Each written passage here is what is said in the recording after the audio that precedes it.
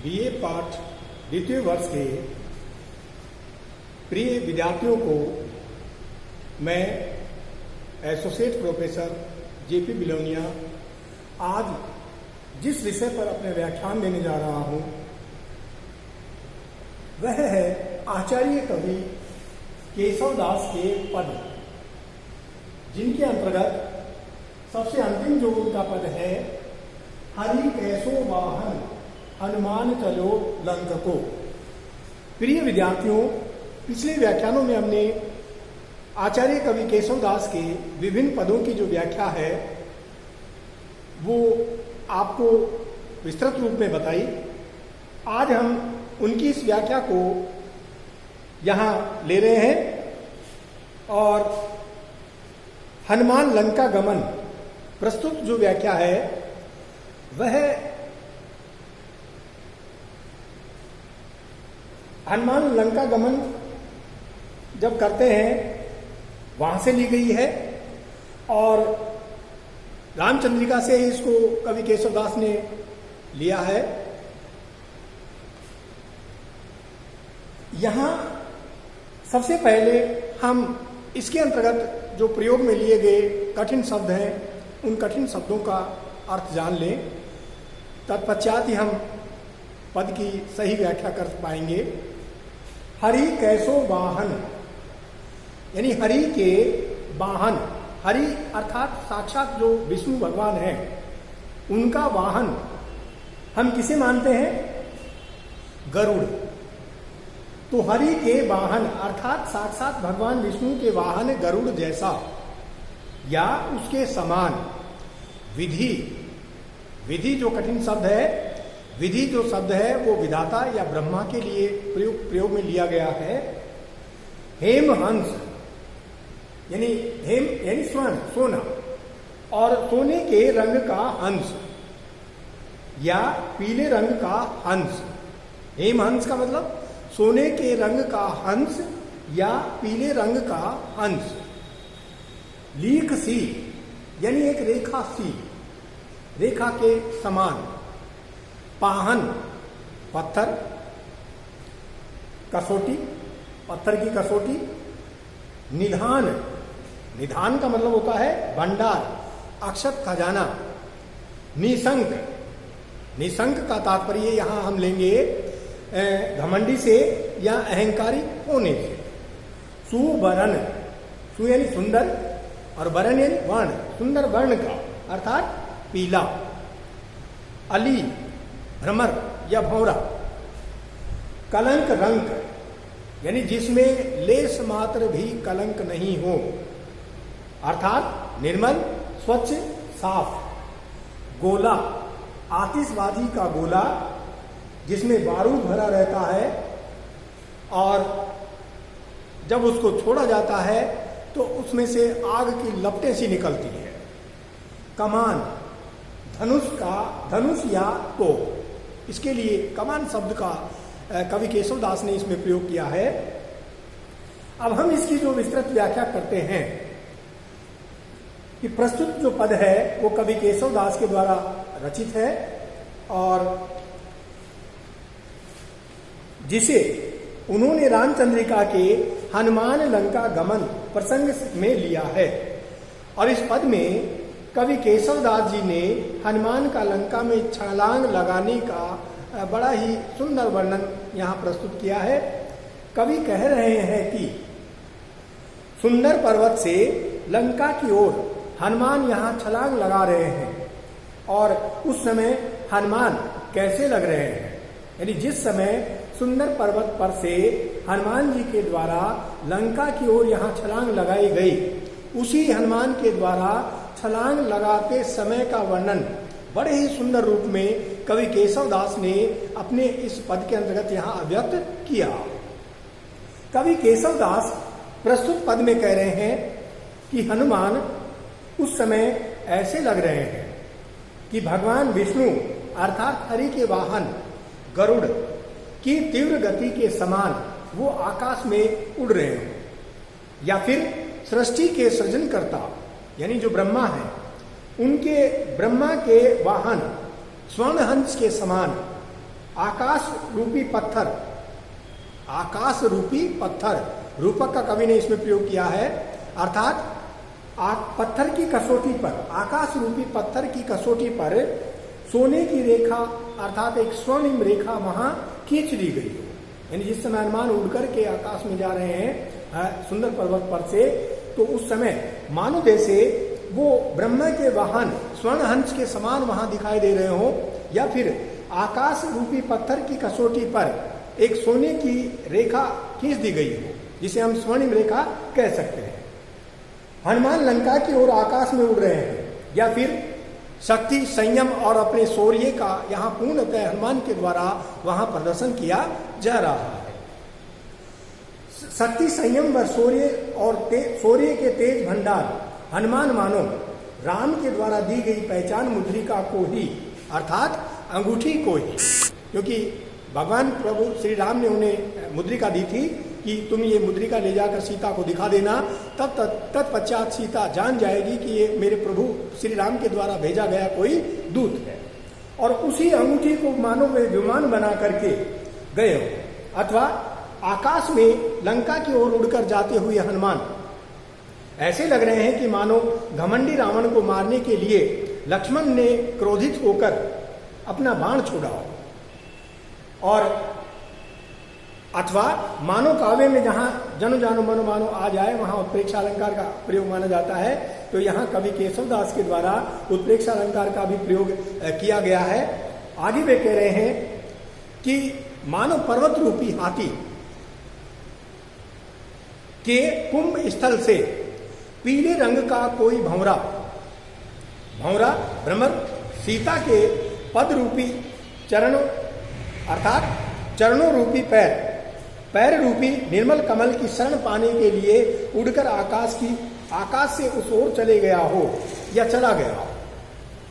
मानो आकाश में किसी ने आतिशबाजी की हो, या फिर युद्ध में जिस तरह तोप से गोले छोड़े जाते हैं या तोप से छोड़ा गया कोई आग का गोला वो लग रहे हो। और इस तरह से कवि केशवदास जी ने पर्वत से हनुमान द्वारा छलांग लगाकर लंका की ओर उड़कर जाने का सुंदर वर्णन यहाँ इसमें प्रस्तुत किया है। अब इस प्रस्तुत पद की हमने प्रसंग इसका देखा, व्याख्या इसकी की।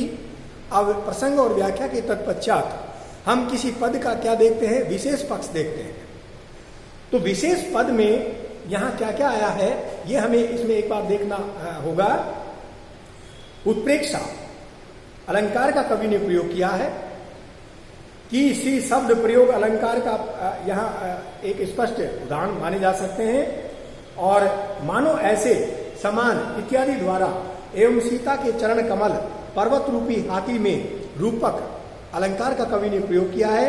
उपमा है पीले रंग का कोई भंवरा, संदेह अलंकार का प्रयोग भी इसमें किया गया है। कवि केशवदास कठिन काव्य के प्रेत कहे जा सकते हैं, एवं इन पंक्तियों में कवि का जो संपूर्ण आचार्यत्व है वह यहाँ प्रदर्शित हुआ है। प्रस्तुत पद में दंडक छंद की शोभा अर्थात दंडक छंद का मनोहारी चित्रण कवि केशवदास जी के द्वारा इस तरह से किया गया है। और उसके इस पद की संपूर्ण जो व्याख्या है हम इस तरह से कर सकते हैं कि सुंदर पर्वत से जिस तरह से हनुमान उड़ करके जा रहे हैं, तो वो उड़कर जाते हुए हनुमान वहाँ कैसे दिखाई दे रहे हैं कि मानो जैसे वो भगवान विष्णु के जो गरुड़ वाहन है उसकी तीव्र गति के साथ वहाँ उड़ करके जा रहे हों, या फिर साक्षात जो सृष्टि के सृष्टिकर्ता जो पालनहार जो ब्रह्मा जी हैं उनके वाहन अर्थात सुनहरे रंग का हंस अर्थात स्वर्ण हंस। और स्वर्ण हंस जिस तरह से सोने का हंस मानो कोई आकाश में उड़कर जा रहा हो, तो सोने का हंस जब आकाश में उड़कर जाएगा तो अपने साथ में वो एक पीली सी रेखा भी खींचते हुए जाए। तो यहाँ इसी तरह से हनुमान जो है ये शक्ति संयम व शौर्य के तेज भंडार हनुमान वह जो है वो आकाश में उड़ते हुए जा रहे हैं। और हनुमान जी के हाथ में क्या है, प्रभु श्री राम के द्वारा दी हुई स्वर्ण मुद्रिका जो उनकी स्वयं की है। और वो स्वर्ण मुद्रिका उन्होंने हनुमान जी को क्यों दी थी, क्योंकि जब हनुमान लंका में जब प्रविष्ट होंगे तो वहाँ सीता के द्वारा उनसे कोई पहचान पूछी जा सकती है। इसलिए मेरी यह मुद्रिका मैं इन हनुमान को देकर भेजता हूं, ताकि हनुमान जब ये मुद्रिका सीता को दिखाएंगे तो सीता को इस बात का यकीन होगा कि ये मेरे प्रभु श्री राम के द्वारा भेजा गया कोई दूत है। और वो अंगूठी कोई मानो वो विमान बना करके और आकाश में उड़ रहे हैं। और घमंडी रावण को मारने के लिए मानो लक्ष्मण ने क्रोधित होकर के अपना कोई बाण छोड़ा, वो ऐसे भी दिखाई दे रहे हैं। और काव्य में जहां जन जानो मनोमानों का प्रयोग होता है, उत्प्रेक्षा अलंकार का प्रयोग मानते हैं, रूपक का कवि ने इसमें प्रयोग किया है। और यहां संदेह अलंकार का भी यहां कवि ने इसमें प्रयोग किया। तो लंका की ओर उड़ते हुए हनुमान ऐसे लग रहे हैं कि मानो पर्वत रूपी हाथी रूपक है इसमें। उसके कुंभ स्थल से यहां पीले रंग का कोई भ्रमर सीता के पद रूपी अर्थात चरण रूपी कमलों को यहां स्पर्श करने के लिए उड़ करके जा रहा है। और आतिश मानो किसी ने हनुमान के इस तरह से आकाश में उड़ते हुए का वर्णन केशवदास ने इस रूप में भी किया है कि मानो आकाश में किसी ने भयंकर आतिशबाजी की हो, और उस भयंकर आतिशबाजी में हनुमान उड़कर जाते हुए भयंकर आग के गोले की तरह लग रहे हैं, और आग का कोई वो गोला लग रहे हो। और इस तरह से कवि केशवदास जी ने पर्वत से हनुमान द्वारा छलांग लगाकर जाने का जो एक बड़ा सुंदर वर्णन इसमें प्रस्तुत किया है, वो वास्तव में देखने लायक है। विशेष मैंने पहले आप लोगों को इसमें बता दिया कि इसमें अनुप्रास है, रूपक है, उत्प्रेक्षा है, संदेह है, इतने सारे अलंकारों का कवि ने प्रदर्शन करते हुए अपने आचार्यत्व का यहाँ इस पद में प्रदर्शन किया है। और इस तरह से दंडक छंद की जो शोभा है वो वास्तव में इस पद में यहाँ देखने लायक बन पड़ी है। इसलिए हम इन केशवदास जी को यहाँ कठिन काव्य का प्रेत मान सकते हैं, और इनका जो काव्य है वह वास्तव में इनके आचार्यत्व के प्रदर्शन किए जाने के कारण ही यहाँ एक श्रेष्ठ काव्य की श्रेणी के अंतर्गत यहाँ रखा जा सकता है। यहाँ हम कठिन काव्य का प्रेत कहने के साथ ही इन कवि के आचार्यत्व को भी हम यहाँ स्वीकार कर सकते हैं, क्योंकि इनके जैसा विद्वान, क्योंकि प्रकांड पंडित और विद्वान कवि के रूप में यहाँ माने जाते हैं, इसलिए इनके पदों का आचार्यत्व इसमें प्रदर्शित भी हुआ है। और कठिन काव्य का प्रेत कहना यहाँ बिल्कुल इनके लिए उचित प्रतीत होता है। प्रिय विद्यार्थियों, कवि केशवदास को हमने संपूर्ण रूप में अपने व्याख्यानों के अंतर्गत यहाँ पढ़ लिया है, और मैं सभी प्रिय विद्यार्थियों से ऐसी आशा ही नहीं अपितु पूर्ण विश्वास के साथ ये कह सकता हूँ कि सभी मेरे जो प्रिय विद्यार्थी हैं दिए गए व्याख्यानों को यहाँ YouTube चैनल पर यहाँ अवश्य देखेंगे और उन्हें देख करके अपना ज्ञानार्जन जरूर करें। प्रिय विद्यार्थियों, जिन जिन शब्दों को आपको इसमें विशिष्ट रूप में यहाँ बताया जा रहा है, उन शब्दों का अर्थ आपको याद करना बहुत जरूरी है। जब शब्द का अर्थ आपको याद होगा तभी आप उस उचित पद की एक उचित व्याख्या, सारगर्भित व्याख्या यहाँ कर पाएंगे, अन्यथा पद की व्याख्या करना आपके लिए बहुत मुश्किल कार्य होगा। एक छोटा सा मैं आप लोगों को उदाहरण यहाँ देना चाहूंगा कि देखिए अर्थ का अनर्थ किस तरह से हो जाता है। साहित्य में हमारे एक शब्द चलता है जिसे श्री कृष्ण के लिए प्रयोग में लिया जाता है, और वह शब्द है त्रिभंगी लाल। किसे कहते हैं? श्री कृष्ण।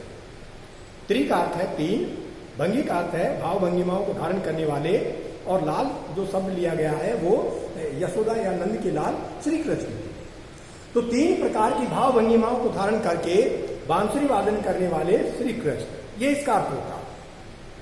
अब यदि अर्थ का अनर्थ या हमें करना है तो इसका अनर्थ हम कैसे करेंगे? त्रि का अर्थ तीन, भंगी एक जाति विशेष और उसके पुत्र, तो ये वास्तव में अर्थ का अनर्थ होगा।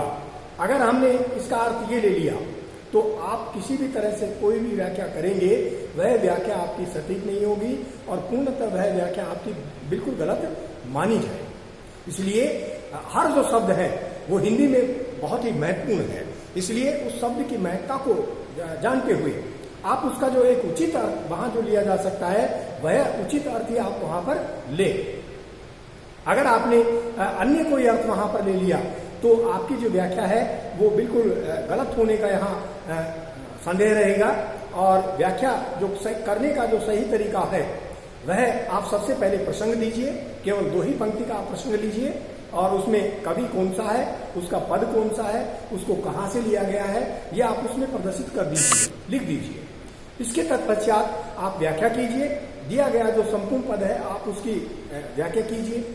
व्याख्या में भी आप इतना ही लिखिए जितना आपसे पूछा जा रहा हो, अर्थात शॉर्ट एंड स्वीट, बहुत ही संक्षिप्त में आप दी गई जो व्याख्या है उसको आप कीजिए। इसके बाद में तीसरी जो चीज है वो बहुत ही महत्वपूर्ण है और वह है विशेष।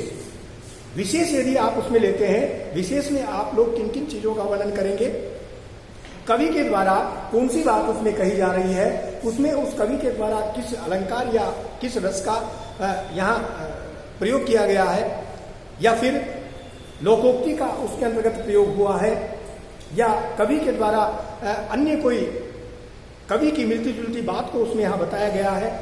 अगर आपका प्रसंग उस कवि से मिल रहा है तो आप उस कवि से भी उस कवि की तुलना कर सकते हैं कि बिल्कुल ठीक वैसा ही एक फला कवि ने भी ऐसा अपने काव्य के अंतर्गत यहाँ कहा है। तो व्याख्या करने का जो एक सही और जो उचित तरीका है वह यही है। और आप जब लिखें तो लिखते समय किसी शब्द की जो वर्तनी है वो आपसे अशुद्ध कभी भी नहीं होनी चाहिए। कम से कम आप अपने लिखे हुए चीज में कोई भी यहाँ अशुद्धि करने से बचें। आपका लेख सही हो, सुंदर हो, इसके लिए आप 1-2 प्रश्न प्रतिदिन लिखकर अभ्यास करें। आपका लेख भी सही होगा और आपके लिखने की जो गति है वो गति भी अपने आप ही क्या होगी, बढ़ जाएगी। इस तरह से आज अपना जो कवि केशवदास है ये बिल्कुल इसका अंतिम पद था। इसके तत्पश्चात हम कवि रीतिकाल के जो कवि हैं बिहारी, उन बिहारी कवि को यहाँ क्लास में पढ़ें। धन्यवाद।